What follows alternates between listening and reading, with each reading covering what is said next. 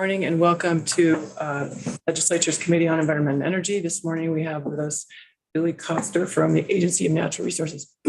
Welcome, Mr. Coster. Morning, thanks for having me. For the record, I'm Billy Coster. I'm the Director of Planning for the Agency of Natural Resources. I believe you've asked me to come in to speak to Green Mountain Power's proposal to seek a time-bound exemption for certain resilience projects from Act 250. I thought I would just give a little bit of background on ANR's role in the Act 250 process, then speak to the proposal. So one of my responsibilities as the planning director for the agency is to manage the agency's participation in Act 250. We are not the decision maker in the Act 250 process. Act 250 is administered by the Natural Resources Board, and Act 250 permits are issued by regional district commissions.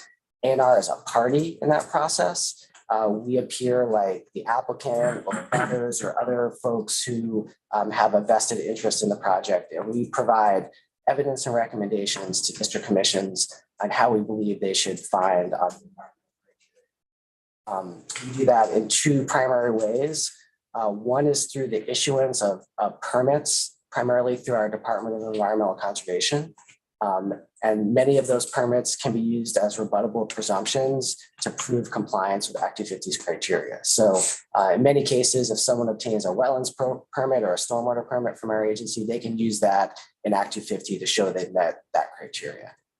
The other main way that we participate is in providing substantive testimony under criteria that don't have other permits. That Act 250 is really the only place that provides statewide regulatory oversight. And those areas are primarily focused on fish and wildlife habitat and floodways issues. So necessary wildlife habitat, rare and irreplaceable natural communities, floodways and river corridors, and riparian area protection under the streams criteria. So these are resources that generally do not have other state permits associated with them, and that we and others rely on Act 250. Can you say those again? Sure. It's, permits. Criteria 8 and 8A, which usually are necessary wildlife habitat and rare and irreplaceable natural communities, RINAs. And then criteria 1E, which is the streams criteria, where we look at protecting riparian areas to maintain the natural condition of the stream. And then criteria 1F, which is the floodways criteria, which addresses floodplain and river corridor protection. Thank you. And then actually, since I'm just interrupting, can you tell us a rebuttable presumption? What does that mean? So I'm not a lawyer, but I'll do my best here. I think that the basic construct is that if you obtain one of these permits, there's a reasonable expectation that you've met the Act 250 criteria. And then the burden is on other parties to rebut that assumption and say that you haven't. So if I'm a developer and I get a wetlands permit, I go into Act 250 and say this permit proves or basically means I've met my burden under Act 250, and someone else has to prove otherwise. And otherwise that permit carries the day. Thank you. Sure. Senator Smith. Thank you. So if there is an abutter that wants to argue that point, they can pursue the issue? Typically, yes. Yeah, they need to first have party status before the district commission, and then they can bring evidence why the permit is not sufficient to address the criteria. Thank you. And then, so we engage around Act 250 through those two main ways. We participate in hearings for major projects and provide written comments for minor projects. My office receives all Act 250 major and minor permits from the NRB, and we circulate that to over 100 technical staff in all three of our departments. And then we coordinate their review of that work. We take their comments and suggested permit conditions, and then we synthesize those into a single position representing the agency and share that with Act 250 and the applicant. We also do a tremendous amount of work before the Act 250 process even starts. We provide guidance and technical assistance and issue scoping for applicants if they're interested. If you're interested in doing a major development that you know will require an Act 250 permit, you're invited to come and meet with my team and others to talk through your proposal. We'll try to help identify what resources are present at the site, what potential impacts the project may pose, and ways to resolve those, with the goal that by the time you file your Act 250 application, all environmental issues from our perspective are resolved. We're not always successful in that, but that is something we strive for because it's a best practice to try to do that work in advance. So we really appreciate the value in Act 250 that it has for Vermonters, for natural resource protection, especially around those criteria that aren't satisfied by other permits. We also appreciate, turning to the Green Mountain Power's proposal, the real need and value in resilience projects. We've known for decades now that the climate is changing in ways that make it more severe, put these overground resources at risk, especially in cross-country locations. We know that as we rely more increasingly on electricity to heat our homes and power our appliances and our cars, that electricity is more and more of an essential service. So we're certainly appreciative and sympathetic to the need to move these projects forward. As I think you heard from the Natural Resources Board last week, we have talked with them, we've talked with GMP. We do believe there are some real options within the existing legal framework to expedite these projects. There's opportunities to address individual landowners who may not be willing to sign off on Act 250 applications to still move those projects forward in a phased way, or to potentially waive those requirements. And I know the NRB spoke to that, and I encourage you to speak with them more if you've got questions there. And we do believe that Act 250 review adds value to these projects, to distribution line projects. I did look back at a number of recent Act 250 cases involving Green Mountain Power distribution lines that took a longer period of time. In those cases, the environmental issues were fairly minimal. It didn't seem like our work in the Act 250 process was contributing greatly to the delay. I know that likely there was a lot of work done by Green Mountain Power with our folks in advance of filing their applications that positioned them well to not have a lot of environmental issues in that process. But we still see that there's value there. We also acknowledge that the NRB is undertaking a study right now and is going to deliver back to the legislature at the start of the next session what I hope to be a comprehensive set of recommendations to modernize Act 250, looking at jurisdiction criteria, and this sort of update to better align Act 250's review distribution line projects with the need and the reality seems perfect subject matter for that work. And I do appreciate Green Mountain Power's inclusion of that specific point in their proposal. Summarize, Act 250 has value for natural resource protection for these projects. Many of them are running through river valleys along roadways where we do have potential floodway and corridor issues, potential natural calamities. So we would, rather that we work collectively to find solutions under the existing system, and our agency can certainly commit resources to expedite that review, to scope and issue spot, and do everything that we can to help these projects be successful to move forward with the Act 250 process. That said, I appreciate that the committee may be interested in this proposal. And if you do choose to move forward with a time-bound exemption for certain resilience projects, we would strongly recommend that exemption sunset on January 1st, 2025, not 27, which is currently proposed. And we recommend that for a few reasons. First, that provides 2 full construction seasons under the exemption to complete highest priority projects. Second, it provides 2-year window to initiate permitting for projects that will commence beyond 2025. So that seems like a fairly good amount of time for Green Mountain Power and other utilities to initiate and permitting for projects in those out years.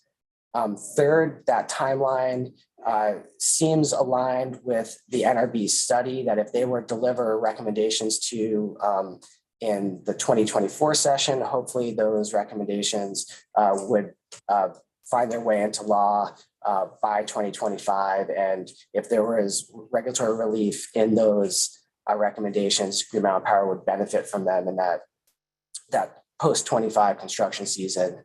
And lastly, if none of that works out and folks are still in the same bind in January of 2025, Green Mountain Power and other utilities could certainly come back to this body and ask for that sunset to be extended another year or two if that's necessary. So that is, generally our take on this. I would certainly be open to hearing more from the utilities about why the 25 sunset is not acceptable. It does seem from what I've heard so far that given the flexibility in the existing system and those 2 full construction seasons, that should provide pretty meaningful relief to move these projects forward. But certainly if there's more information to consider, I'd be happy to listen. Sure. Thanks for your testimony. I'm curious if you're aware that if GMP is taking advantage of the existing opportunities within Act 250 rules, like to do permitting for any of these projects. I know they're in the room. I'll ask them that question too. They just came to my mind. As far as obtaining a landowner sign off on applications, I don't know. That's part of the process we don't typically get involved with. I know that they have certainly engaged us in pre-file scoping for some of their larger generation and transmission projects. We've done some of that work on the distribution side. So I think, we have a reasonably good, we have a good relationship with GMP's technical staff. I think there's open lines of communication. So they have done some of that pre-file work with us in the past. Can you offer any comments on how the areas that ANR doesn't have a permit in that I had you restate earlier, how would they be addressed if we kind of give them this reprieve for 2 years or 4 years? Their work. I don't know, to be honest. I think we have, for riparian area protections, we have guidance that we use in Act 250 that generally, in the first instance tries to direct development to maintain a 50-foot or 100-foot no-touch buffer from the top of bank or top of slope of streams and rivers. And, there's some technical analysis in that guidance that dictates which of those standards is applicable. So that's the starting point for us, but we appreciate that, river valley development is often constrained and those default setbacks are not always possible. So we use the Act 250 process to kind of negotiate a reasonable outcome there. So without that process, I don't know exactly how those issues would be managed. So yeah, we don't participate in the review of those issues outside of Act 250. So without that framework, I don't know exactly how they would be addressed. And a little outside the scope of what we invited you in for, but I think you'll know the answer is how are these areas treated in the designation areas? Because, we're in S100 and a lot of it's hinging on designated areas. So typically Act 250 jurisdiction is tied to whether a town has adopted zoning and subdivision bylaws. And in towns that have adopted those bylaws, they're called 10-acre towns. And Act 250 is not triggered if there's commercial development on parcels that are less than 10 acres or constitute 10 acres of development, depending on the type of development. In towns that haven't adopted zoning, it's 1 acre as a threshold. So it triggers a lot more in those communities.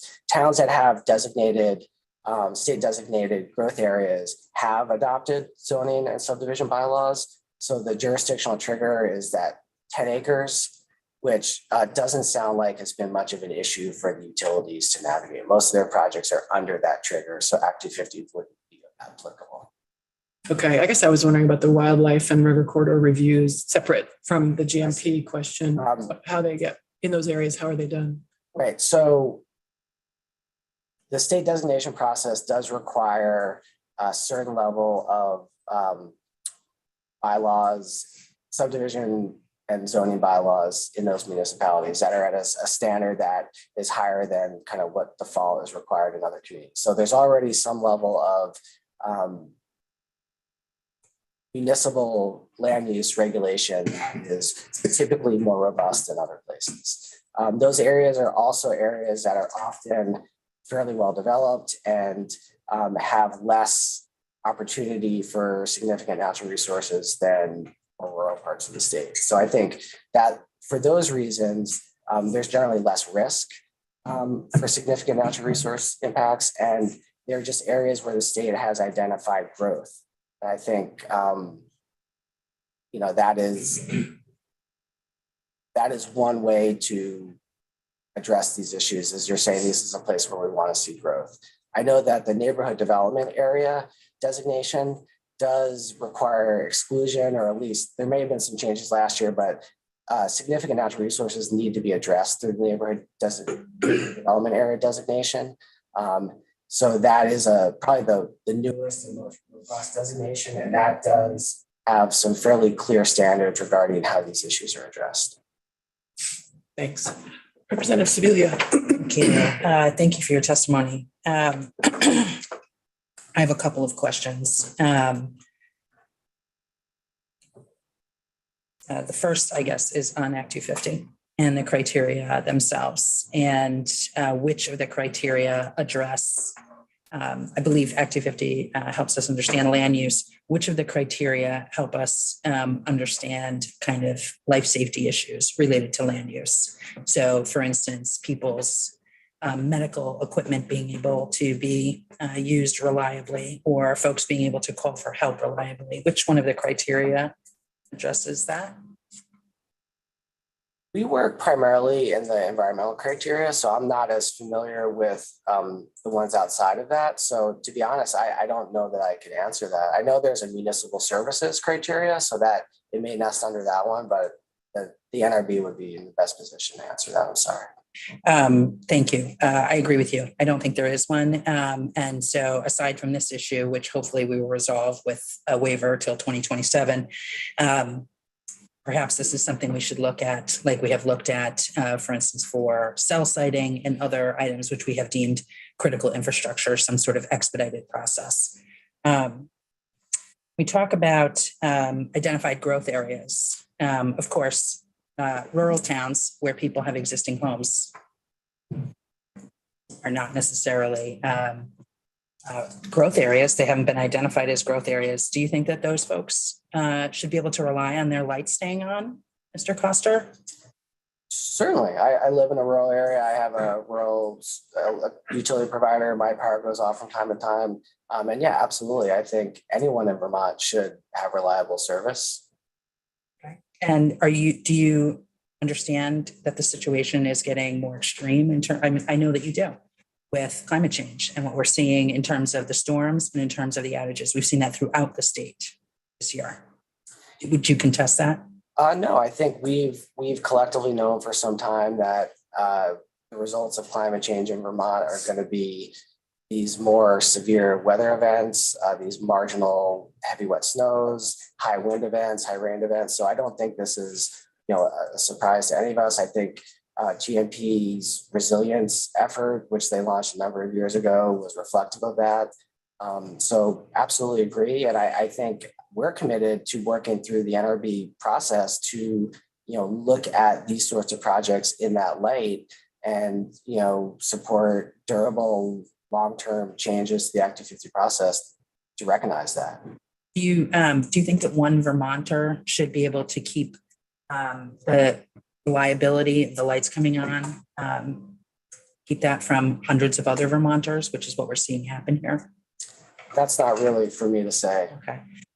So I really appreciate you taking a few moments to speak with me before the meeting this morning. And we talked about the other issue here, looking at rural infrastructure, and of course, the other urgent crisis we have, which is making sure that rural Vermonters are able to call for help. And we've spent a lot of time thinking about that. We have a lot of money that's invested in that. These are critical partners, the communications union districts working with our electric utilities. This is also tied into that project. And so you and I spoke about how going to 25, a waiver to 25 does not necessarily help that additional issue here, and that the need to go to 27 could help us with that issue while we, let's cross our fingers, see comprehensive Act 250 reform next year.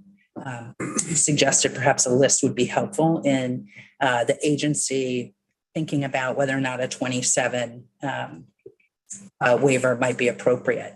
Is that something that we can provide for you in the next couple of days? RE critical rural infrastructure projects that we're seeing with our utilities and our CUDs.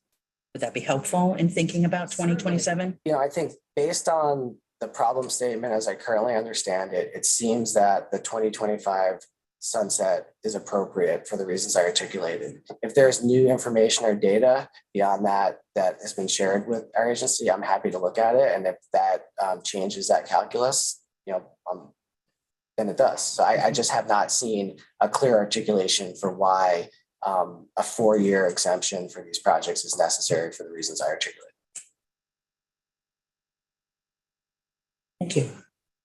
Do other members have questions?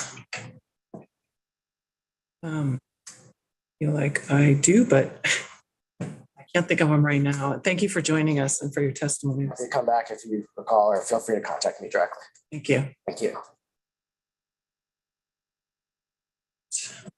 So our next.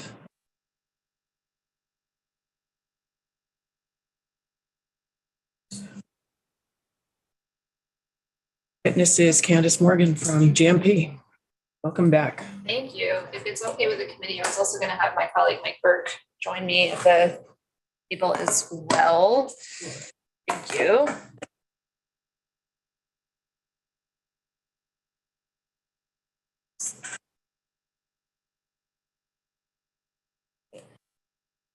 For the record, Candace Morgan with Green Mountain Power. Mike Burke, also with Green Mountain Power. And so I just wanted to thank the committee for the opportunity to come back and speak with you all again as a follow-up to our testimony from last week. I think it was about the need that we're seeing, especially in some of our more rural territories in our service territory, in terms of the projects that we need to execute on to provide and improve reliability and resiliency in those areas.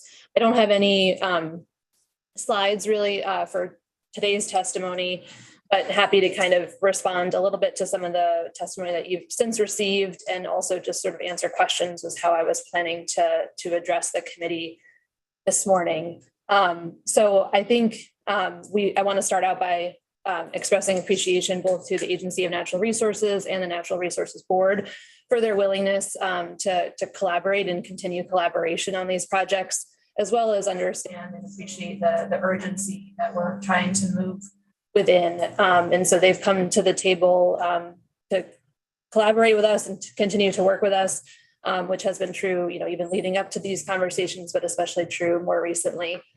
I think in terms of some of the alternatives that have been recommended or pointed out to us within the current framework of Act 250, for us, it comes down to predictability and consistency. And I think a lot of those solutions still leave a little bit up in the air in terms of what the outcome could be. It's, a little bit district by district, and there's also just some decisions that still have to be made before the projects could begin.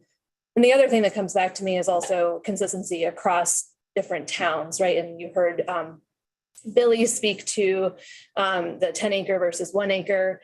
And as he mentioned, for us, we very, very infrequently trigger Act 250 review in a 10 acre town, just given the linear length that we're working within and sort of how that shows up for us. And so Act 250 is not triggered in those towns. It's really in these smaller, more rural towns that are 1 acre towns where we run into this too. And so that's, I think for us, one of the things that we're struggling with is that we're not seeing the concerns play out in those 10 acre towns under these types of projects. And so that's the same work that we're planning to do in these 1 acre towns.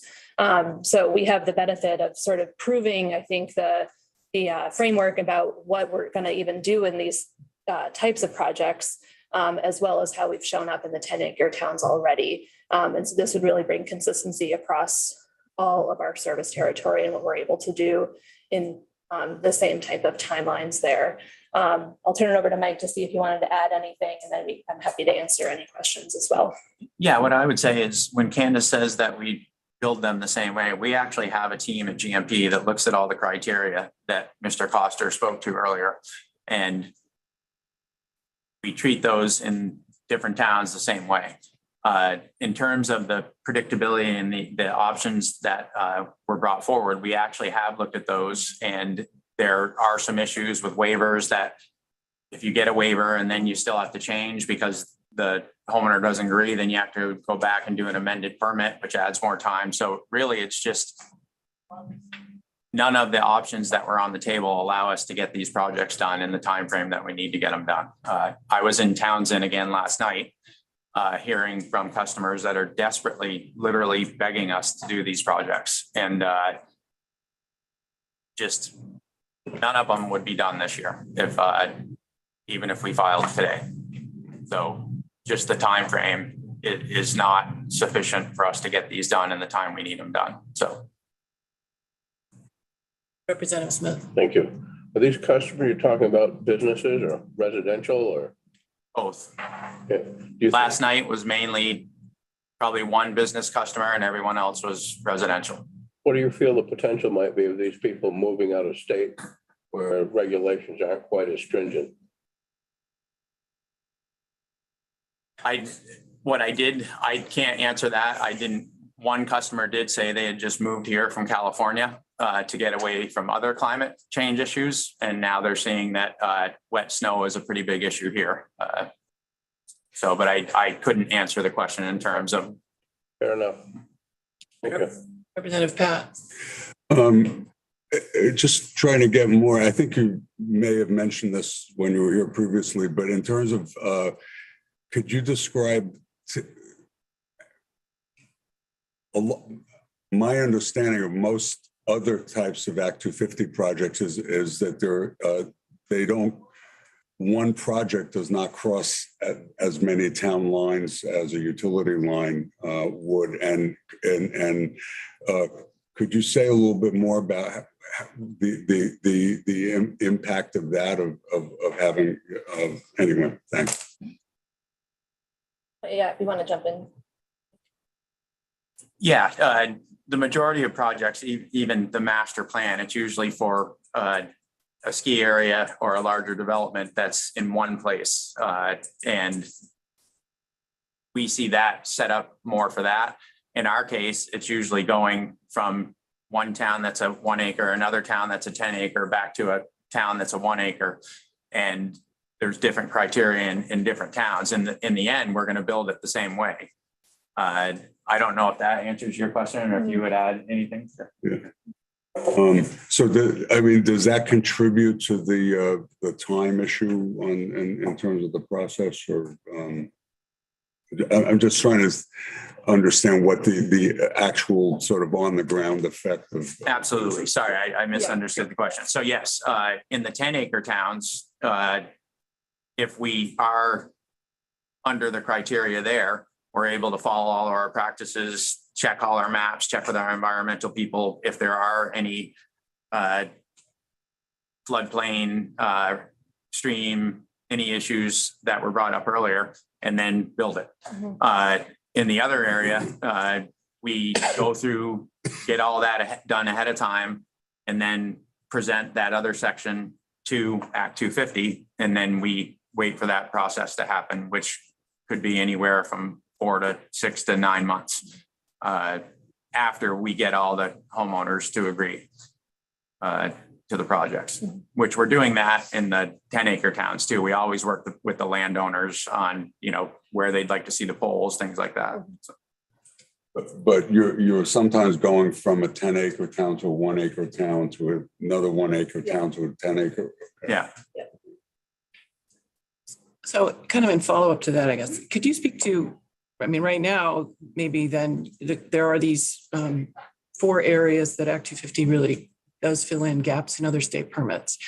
And if you're having to meet the standard for the 1 acre towns and you're asking us for this exception, how will you meet that? I guess I have concerns about the necessary habitat, rare, threatened, endangered, or communities, natural communities, streams, and floodways. So yeah, I'm happy to sort of have my initial answer and Mike can fill that in too. I think, so we have to bring all of those into consideration in our 10 acre towns too, even if we don't trigger Act 250 in our projects in that space. So we're still working on that in that space. The other thing I would say is that we're talking about moving lines that are potentially moving through cross-country corridors to roadside, right? And so working within existing rights of ways along on roadways. And so those are spaces that I think have, their own requirements as well. So we'd be moving closer to already, developed and built road structures. I don't know if there's any. Yeah, oftentimes when we come to that developed roadway, there's already a telephone line there. We're just joining them. So, but we still are required, if there's wetlands, if there's any of those things in a 10-acre town, we're still required to get those permits. And we have a process within our mapping system and with our environmental people that we look for those in. I guess I'm looking for that gap space. Sure. There is no permit requirement. So if they're all treated kind of as 10-acre towns, and I totally appreciate that you're mostly moving into roads, and that's great. Yeah. And that will minimize impacts. So yeah. I'm with you on that. I'm just curious about that gap space. Absolutely. Or if you've thought about it and if there's a way to address it. Yeah, I'm happy to follow up with the committee in terms of what we see as the items that are met in both in terms of requirement or our best management practices for the different types of projects, and also within 1 acre versus 10-acre towns. Because I think that's also helpful to sort of see what is covered under all of these things, regardless of activity as well being in the mix on that. So I'm happy to follow up with something that provides that kind of breakdown. Thank you. That would be helpful. Sure. Representative Scalia. Thanks. Thank you for your testimony. I'm not sure who this question is for, Okay. but if you were a municipal utility, can you explain what the difference would be in, would you be sitting here now? Would you need to be asking us for this exemption? I would say we would not be sitting here now asking for this. Our understanding of how the rules are constructed around municipal utilities is that they effectively are treated as 10-acre. They have to meet the 10-acre criteria regardless of any local zoning in the work and service territory that they are providing service to. So those projects that they do, I think typically don't meet the threshold to trigger Act 250. And so they're treated in that space in that way, right? Yep. Yeah, and certainly there are some municipal utilities out there that are just as rural as some of our rural areas. There's some in southern Vermont, as a matter of fact. But yeah, they're treated as 10-acre towns, whether they have a development review board or not. And so in addition to GMP, it's my understanding that the other two utilities that have different set of criteria than the municipal are the two co-ops. Correct. And we're talking about land mass and largest number of rural customers. I believe those are the three. Yep. And so in our municipal places where we want growth, this is easy. In rural areas, it's hard. And we'll go back to the question of, sorry, now I'm off on a tangent, life safety in Act 250. So thank you. Representative Torrey. I just have probably a tangential question as well. So another important part of resilience is, of course, the vegetation management that you already do. I'm just curious, as you do the other work that you're talking about doing, will you also be doing vegetation management at the same time because it's expeditious to do it together? Absolutely. That's a great question. Yes, whenever we rebuild a line, if there's vegetation there, we trim to make room for the lines, which we do the same thing when we rebuild it in place too. So yes. Mm-hmm. And that program's a year-round program for all of our lines. So. All right. Any further questions for? I'm happy to speak a little bit to the date too, if that's helpful. As proposed to the committee and follow up to our testimony last week, we had a sunset of January 1 of 2027. The reason for our thinking on that was that it aligns up with our multi-year regulation plan that we currently are under from the PUC. And so that really encompasses these types of projects and sort of have been planned out in that space. I'm happy to talk about, what the right landing point is for that, but that is the reason to tie it to that. In addition to, wanting to provide ample opportunity for larger conversations on Act 250 to play out as they're going to as well. But, and to Billy's point, we wanted to also add in a reference to sort of rebuilding and focusing on critical infrastructure as part of that overall study, just to make sure that both these conversations and all the other things that we have to talk about in Vermont related to infrastructure to support all of our residents is a part of that conversation as well. So we would be happy to be involved in that process too. Great. Thank you. Right. Thank you. Right. Next up, we have Jim Porter with the Department of Public Service joining us via Zoom. Welcome, Mr. Porter. We can't hear you.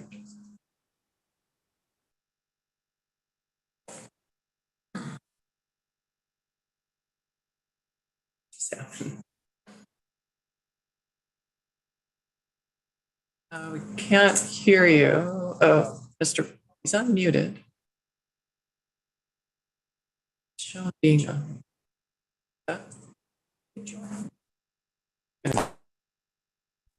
my end. Yeah, if you can hear us, maybe you should try rejoining the meeting, Mr. Porter.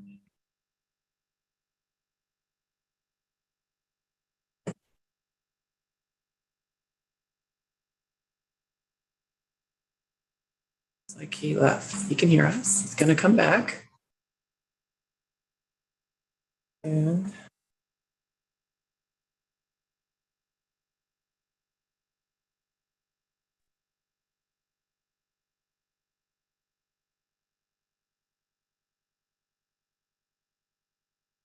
yeah. He's in the meeting. Joan is unmuted. Can you see him? Oh, we can't even see him. What did we do last time?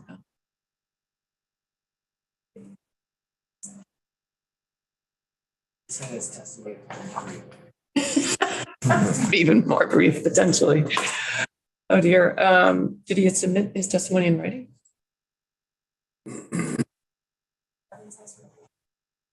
Oh, Representative Stebbins.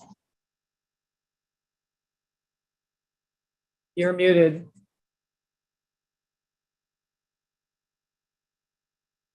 Oh, now you're unmuted. Good morning.